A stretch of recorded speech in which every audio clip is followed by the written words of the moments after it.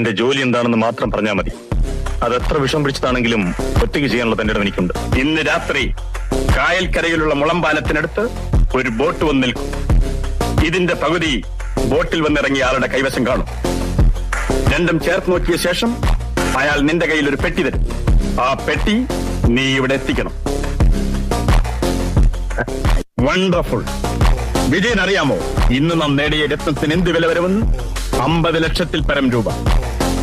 ഇതാ 10,000 രൂപയുണ്ട്. എന്തിനാ ഇത്?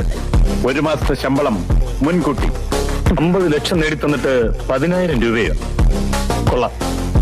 എന്റെ ജീവൻ കൊണ്ട് പന്താടിയിട്ട് അങ്ങനെ ആരും സൂചിക്കണ്ട. എനിക്കിതിന് നേരെ പകുതി കിട്ടണം. ഒരു പൈസ കൂടുതൽ തരാൻ സാധ്യമല്ല.